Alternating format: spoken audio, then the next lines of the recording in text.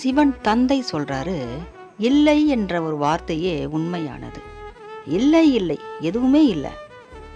பிறக்கும் போதும் எதுவும் கொண்டு வர்றதில்ல, நம்ம போகும்போதும் எதுவும் கொண்டு போகிறதில்ல.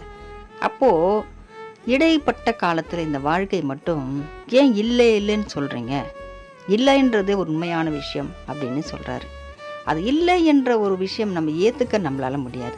ஞானிகள் ஏற்றுக்கலாம், சித்தர்கள் ஏற்றுக்கலாம். ஏன்னா அவங்களுக்கெல்லாம் கடமைகள் கிடையாது, பிள்ளைங்க கிடையாது, அவங்களுக்கு எதுவுமே தேவைகள் எதுவுமே கிடையாது. ரொம்பவும் தேவைகள் குறைவு தான் அவங்களுக்கு. கட்டிக்கிறதுக்கு ஒரு மாற்று துணியும் தங்கறதுக்கு கொஞ்சம் இடமும் அவங்களுக்கு இருந்தால் போதும். அது மரத்தடியாக இருந்தாலும் அவங்க தங்கிடுவாங்க. அதுக்கும் ஒரு மனம் இருக்குது அவங்கக்கிட்ட. நம்மக்கிட்ட அந்த மனசு இல்லை.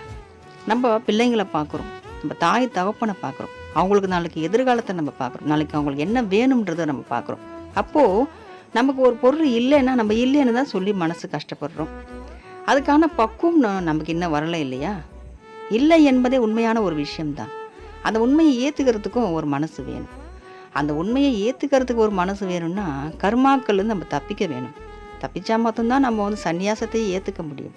கர்மாக்கள் நம்மளை விடாத வரைக்கும் நம்ம சொந்த பந்தங்கள் மேலெல்லாம் பற்று இருக்க தான் செய்யும், பாசம் இருக்க தான் செய்யும். நம்ம கடமைகளை முடிக்கணும்.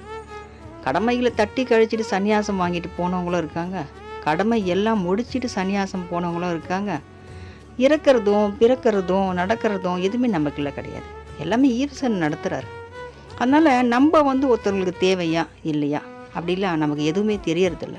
ஏதோ வாழ்ந்துட்டுருக்கோம், இதுக்காக இதை பண்ணுறோம், அதுக்காக அதை பண்ணுறோன்னு பண்ணிகிட்ருக்கோம். நமக்கு எதுவும் தெரியல இல்லையா? நாமும் பிறவி எடுத்துட்டோம். இந்த பிறவி அது நல்ல பிறவியா, எந்த பிறவியோ எடுத்துட்டோம். கர்மாக்களை கழிக்கவே இந்த பிறவியை எடுத்துட்டோம். ஐயா தகப்பா ஈசான்னு சொல்லி தான் வாழ்ந்துட்டுருக்கோம். நம்ம செய்கிறது எது சரி எது தவறுன்னு அதை ஈசன் தான் முடிவெடுக்கணும். அவர் கடவுள் அளவு இருக்கார். நம்மளை ஒரு துளியிலையும் அதுலேயும் ஒரு துளியிலையும் சிறு துளி கூட நம்ப இல்லை. ஞானத்திலையும் நிதானத்திலையும் அன்புலையும் பரிசுத்திலையும் நம்ம அவருக்கு ஈடாக மாட்டோம். அதனால் கர்மாக்களை கழிக்கிறதுக்கு நம்ம அது வேணும் இது வேணும் கேட்க தான் செய்யுது. அதனால் இல்லைன்ற மனம் நம்மளால் ஏற்றுக்க முடியறதில்ல. அது இல்லைன்ற மனம் ஏற்றுக்கிறதுக்கு ஈசன் தான் வழி செய்யணும். மண்ணில் பிறந்த மனிதர்கள் நம்ம ஒன்றும் செய்ய முடியாது. இந்த காலகட்டத்தில் காசு பணம் இல்லைன்னா எதுவுமே வாங்க முடியறதில்ல. தாகத்துக்கு ஒரு டம்ளர் தண்ணி வாங்கி குடிக்கணும்னா கூட அதுக்கு ஒரு 10 ரூபாய் இருந்தால் தான் நம்மளுக்கு இந்த சூழ்நிலை. அதனால் இல்லை என்ற வார்த்தை நம்ம ஏற்றுக்கிறதுக்கு கொஞ்சம் நாள் வரும். ஓம் நமச்சிவாயா. திருச்சிற்றம்பலம்.